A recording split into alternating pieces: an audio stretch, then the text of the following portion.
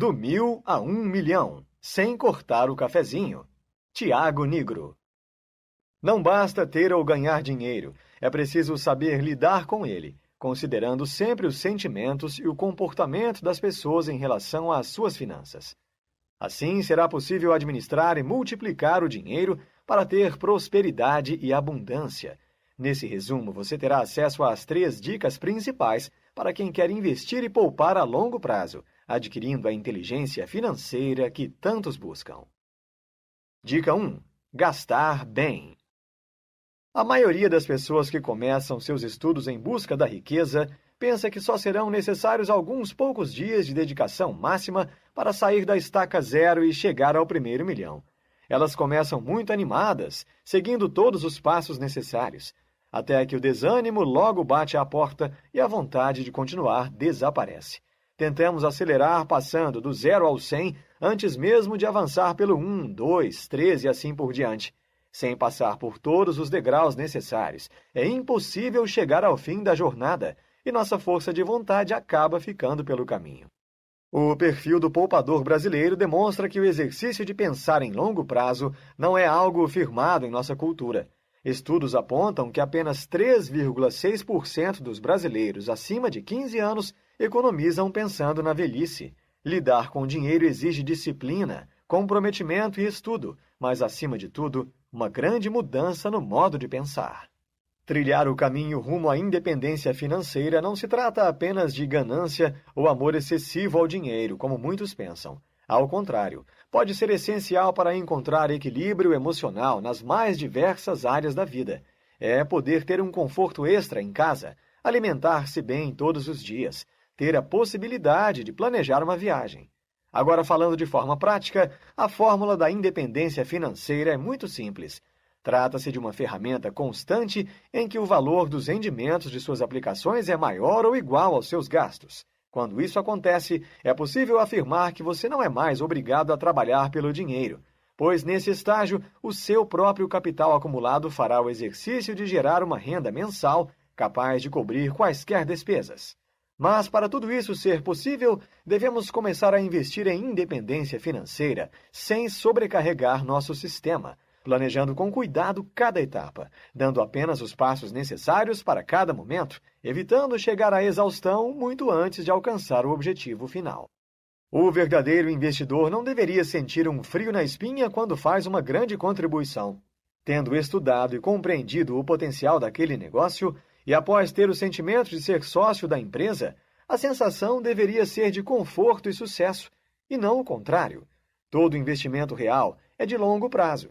Então, não caia em ofertas instantâneas tentadoras. Antes de qualquer decisão, sugiro que você avalie qual é o seu perfil e, com base nessa reflexão, pontue quais passos precisa tomar para, o mais rápido possível, tornar-se um investidor de verdade, assim percorrendo um caminho seguro rumo ao seu primeiro milhão. Você é um aspirante? Ainda não consegue investir. Não tem a consciência de que precisa investir o que ganha. É o famoso poupador, que até pouco tempo só conhecia a caderneta de poupança. Acabou de descobrir as maravilhas do Tesouro Direto e por isso não deixa a renda fixa. Você é um especulador iniciante? Negocia ações sem pensar no valor da empresa, mas apenas no preço da ação. Não investe na empresa, pois encerra sua posição todos os dias no pregão. Acredita que a sorte faz parte do mercado de ações. Fica viciado no jogo. Corre risco de falência ao operar diversas vezes. Você é um investidor. Nunca compra ou vende ações baseado no preço delas no momento, mas sim nos fundamentos da companhia. Pretende ganhar dinheiro com operações de curto prazo que geram custos altos com corretagem. Faz planos pensando na velhice e aposentadoria. Entende o poder dos juros. Avaliar nosso estado inicial ajuda a entender de qual ponto partimos e quais metas são realistas para nós. Traçar objetivos alcançáveis e superá-los um a um torna a jornada muito mais produtiva e faz com que novos hábitos sejam criados. Engana-se quem acredita que na caminhada de investimentos não se perde de vez em quando. Avaliando pelo lado do comportamento, talvez chegaríamos à conclusão de que uma pessoa que não é frágil e consegue resistir a essas perdas e dificuldades é alguém resiliente, certo? O significado de progresso, porém, afasta-se da resiliência, pois essa palavra apenas denomina algo que é capaz de voltar à sua posição original após, por exemplo, um trauma. Mas sabemos que viver nada mais é do que estar em constante caos. Por isso, precisamos buscar a antifragilidade. Ela pode ser uma âncora importante na busca da riqueza, pois ao compreendê-la, o investidor começa a desfrutar das constantes dificuldades e desafios, buscando seu amadurecimento e crescimento técnico. Outro fator importante a ser falado é que estar em uma ou outra fase financeira não tem a ver com idade e profissão, mas com o que se faz naquela etapa da vida e com o reconhecimento de quais passos devem ser dados para atingir o próximo nível. Isso significa que uma pessoa de 20 anos de idade pode estar passando pela mesma fase financeira de alguém com 50 anos, assim como profissionais dos mais diferentes níveis salariais podem estar com um denominador comum, financeiramente falando. O mais importante, no entanto, é entender o que precisa ser feito para o bem da evolução e como será possível chegar ao próximo degrau. Reconhecer a si mesmo e entender os desafios de cada uma das 4 fases financeiras descritas a seguir são um bom ponto de partida e podem prover o suporte necessário nas suas primeiras metas rumo ao milhão. Fases para a liberdade financeira. 1. Endividado. Quem só possui dívidas não consegue adotar uma estratégia de crédito consciente. Para avançar de fase, precisa aprender a gastar melhor, comprar barato, estudar maneiras de anular a sua dívida o quanto antes, sem desperdício de dinheiro. Muitas vezes, quem vive esse momento deixa de procurar a saída por pensar que talvez não exista. Entretanto, o próprio sistema financeiro oferece parte da solução, com feirões para renegociação de dívidas. Ao mesmo tempo, devem ser buscadas maneiras de aumentar a renda, como batalhar por uma promoção, buscar um serviço extra nas horas que antes seriam de folga ou partir para o empreendedorismo, mesmo que de forma limitada. 2. Pequeno investidor. Já ganha um pouco mais do que gasta, mas ainda não consegue se planejar para guardar uma parte da renda. A pessoa que vive essa fase, para evoluir, precisa aplicar sem riscos o dinheiro que sobra e deve aprender a fazê-lo de uma maneira mais eficiente e rentável em comparação à maioria das pessoas. 3. Foco no longo prazo. Nessa fase, o indivíduo está olhando para além do curto prazo. Suas metas não são o celular novo ou a reforma da casa no fim do ano. Ele está com as contas em dia, tem seu fundo de emergência preparado e sendo constantemente reposto, e começa a refletir sobre o futuro do seu caixa. Passa a procurar investimentos que exigem comprometimento duradouro e muitas vezes potencializam-se ao longo do tempo.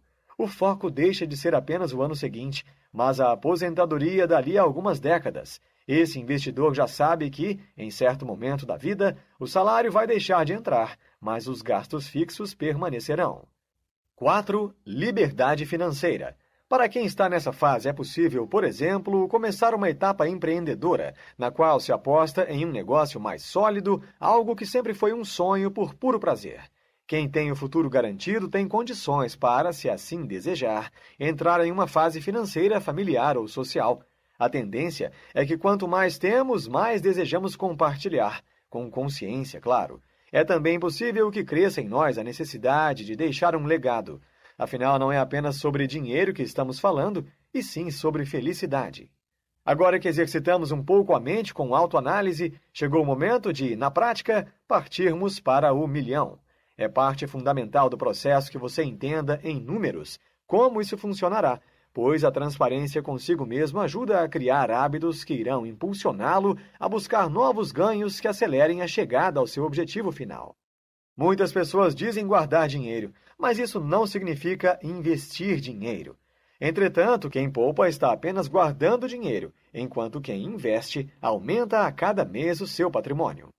O primeiro passo para descobrirmos alguns de nossos erros financeiros mais comuns está na elaboração da planilha de orçamento.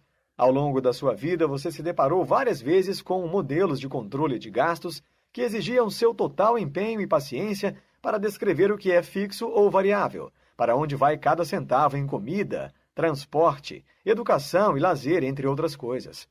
Esse tipo de planilha é muito útil, mas uma de suas falhas é que ela não mostra de forma clara e é extremamente cansativo de atualizar. Isso faz você desmotivar-se e perder controle. Não existe regra única para todos quando se trata de orçamento familiar, mas entendo que muita gente necessita de alguma direção ou de um objetivo claro para começar a organizar a vida financeira. Por isso, caso você ainda não tenha muita ideia de como estruturar o seu consumo mensal, parta do princípio de que os gastos essenciais devem ocupar, no máximo, 50% de sua renda. Separados os gastos mais importantes, cerca de 10% devem ser distribuídos para outros gastos não essenciais e pelo menos 30% para investimentos. Os últimos 10% devem ser sempre liberados para serem torrados, ou seja, podem ser gastos com o que você quiser com total liberdade, como compras ou lazer. Afinal, como disse anteriormente, viver apenas para trabalhar e guardar dinheiro é quase impossível. Gastar dinheiro é muito bom, mas gastar quando se tem dinheiro é muito melhor. As pessoas empobrecem muito mais pela falta de conhecimento do que pela falta de dinheiro. Muitos vivem apenas antecipando sonhos e acabam não desfrutando deles no momento correto. E mais importante, com total tranquilidade. É natural que a quantidade do nosso dinheiro seja menor do que os nossos sonhos. O brasileiro se acostumou a achar normal parcelar tudo e não colocar na ponta do lápis os custos desse hábito. O problema é que essa falta de conhecimento sobre finanças, juntamente com o apelo emocional de certas compras, faz com que milhares de brasileiros tomem decisões de altíssimo impacto financeiro. Alguns dos impactos que podem afetar grandemente as suas finanças são: fazer viagens de custo altíssimo, financiar um carro novo, ter filhos sem planejamento e financiar a maior parte do seu imóvel. Agora chegamos a um ponto muito importante. Segundo o autor, não é cortando o cafezinho que você chegará ao milhão, mas realizar financiamentos altíssimos pode sim atrapalhar todo o seu planejamento. O raciocínio é simples. Nenhuma empresa ou instituição coloca um bem em suas mãos ou empresta dinheiro porque é boazinha. A moeda de troca são sempre os juros, e pagar os juros é o que diferencia os ricos dos pobres. O pobre paga juros para sempre, o rico os recebe. O autor parte do princípio de que é bastante difícil conseguir investir um valor apropriado mês após mês, já que as parcelas do financiamento comprometem uma grande parte do seu dinheiro. O melhor modelo de planejamento para a sua renda será sempre aquele que você mesmo aprendeu a construir. Encontrar o equilíbrio entre seus gastos, investimentos e prazer pode ser difícil, mas as perguntas a seguir podem fazer toda a diferença na hora da compra, auxiliando você na sua tomada de decisão. Por isso, sempre se pergunte: de que lado estão os juros, do seu ou do banco? Esse sonho pode ser adiado para ser desfrutado com mais tranquilidade no futuro? Com essa decisão, você ainda conseguirá investir pelo menos 30% da sua renda por mês? A motivação para este gasto é realmente importante ou é apenas um ato consumista? O que eu irei comprar pode esperar até que eu avalie melhor a forma de pagamento? Ou estou com muita pressa em comprar para satisfazer a minha vontade? Dica 2. Investir melhor. As pessoas, ao decidirem se vale a pena investir recursos em uma determinada aplicação, olham primeiro para o rendimento. Se ele for bom, passam para a próxima etapa, a de verificar outras condições. Caso contrário, a aplicação é desconsiderada. Entretanto, esse comportamento é errado. Para descobrirmos se o rendimento de uma aplicação é satisfatório ou não, temos que recorrer a uma projeção, onde devemos analisar 3 pontos: risco, liquidez e rendimento. Nunca é tarde para começar a investir melhor, mas quanto mais tarde isso é feito, mais caro fica se aposentar. É como se você chegasse numa loja e tivesse dinheiro para pagar à vista. Quanto maior a entrada, menores os juros e maior o desconto. Pense na sua aposentadoria como um produto que você financia. Quanto maior a entrada, menores ficam as prestações. Todas as vezes que você se deparar com uma situação em que é necessária uma decisão relacionada a investimentos, precisa entender que, por mais clara a referência que temos sobre algo, devemos investir o dinheiro apenas naquilo que entendemos de verdade. Sempre serão oferecidos para o investidor produtos que parecem ser muito vantajosos, ou aquela dica quente e chamativa de um produto com alta rentabilidade. Não existe dica quente no mercado. O investidor esperto não sai compartilhando por aí as operações que podem ser mais vantajosas para ele. Se não entendermos bem do que se trata, como vamos poder avaliar o efeito real do investimento no longo prazo? Pode até ser que no curto prazo a aposta em algo novo e desconhecido dê certo, mas um susto no futuro pode fazer com que a perda seja muito maior do que os ganhos acumulados. Encontre os melhores investimentos. Com o aumento da procura por investimentos melhores que a poupança, a oferta de serviços financeiros cresceu. A seguir, listamos 5 dicas bem práticas para quem está começando. Bancos. As instituições bancárias brasileiras por muitos anos reinaram como opção única. Isso acabou criando organizações que não precisavam considerar o cliente, pois todo o sistema havia sido planejado para tirar o maior dinheiro possível do pequeno poupador, que se endividava. Isso gerou uma cobrança agressiva aos gerentes que eram treinados para vender a maior quantidade de produtos desnecessários possível. Para os que já têm alguns milhões em conta, existe uma categoria de atendimento diferenciada, na qual o cliente consegue ter acesso a opções que não são oferecidas para o cliente comum. Ao lidar com bancos, sempre tenha em vista que o principal negócio dele é lucrar com empréstimos, não com investimento. Corretora. A corretora é uma das melhores opções para os investidores que não possuem um atendimento diferenciado, oferecendo maior poder de escolha aos clientes.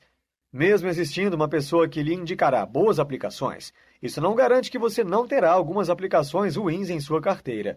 Entre as vantagens de se usar uma corretora é que com ela você consegue comparar muitas aplicações sem precisar abrir conta em diversos lugares.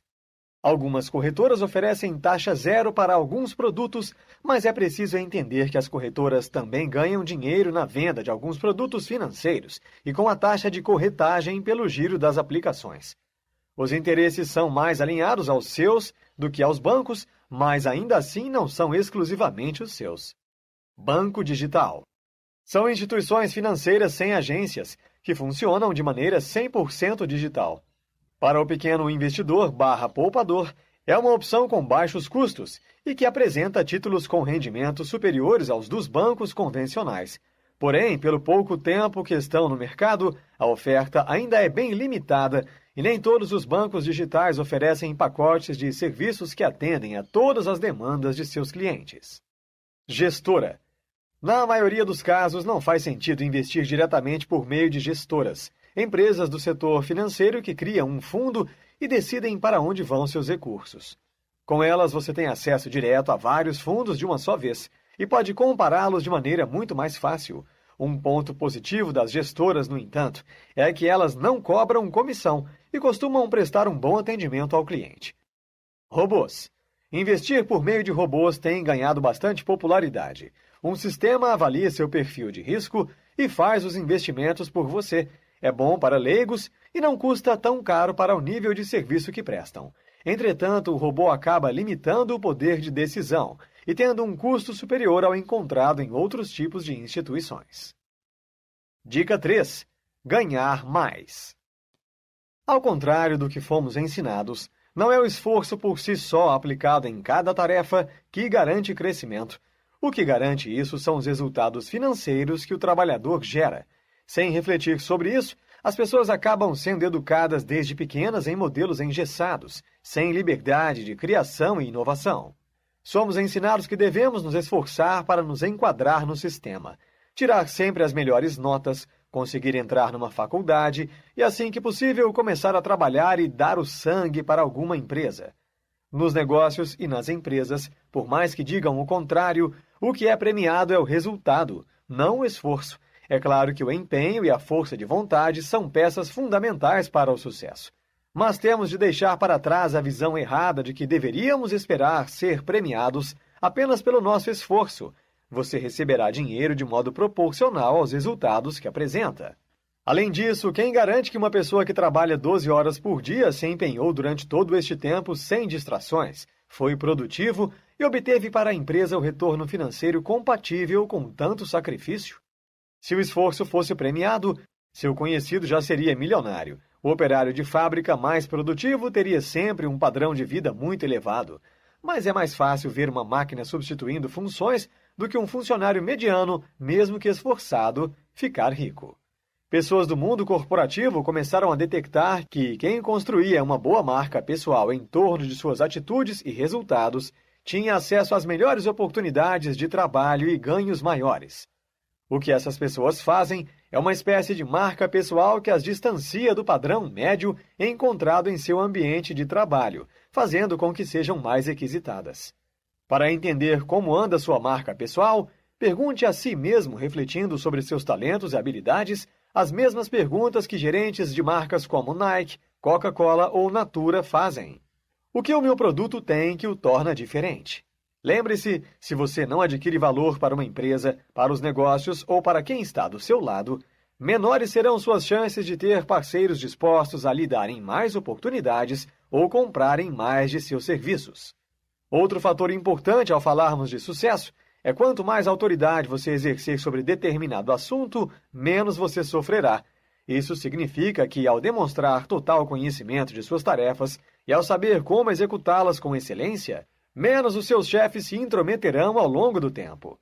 E isso, pouco a pouco, construirá o reconhecimento de que você não precisa de comando, mas está apto a passar a tarefa para outro funcionário que ainda precisa aprendê-la, enquanto dedica seu tempo às estratégias para tornar essa prática ainda mais eficiente dentro da empresa. A questão é que quase sempre quem está no comando não tem tempo para ensinar sobre autoridade. Com a maturidade, entendemos a importância de sempre aprender e precisamos nos manter atualizados, adquirindo novas ideias e saber como outras pessoas conquistaram seus objetivos. Os livros são ferramentas importantíssimas para isso, pois abrem de maneira muito rápida novas possibilidades, revelam novidades do mercado e melhoram os nossos desempenhos. O conhecimento nos liberta e já está na hora de libertarmos a nossa mente e o Brasil da ignorância financeira. Neste livro, você aprendeu que o caminho da independência financeira não se trata apenas de ganância ou amor excessivo ao dinheiro. Ao contrário, ela pode ser essencial para encontrar equilíbrio emocional nas mais diversas áreas da vida. É poder ter conforto extra em casa, alimentar-se bem todos os dias, ter a possibilidade de planejar uma viagem.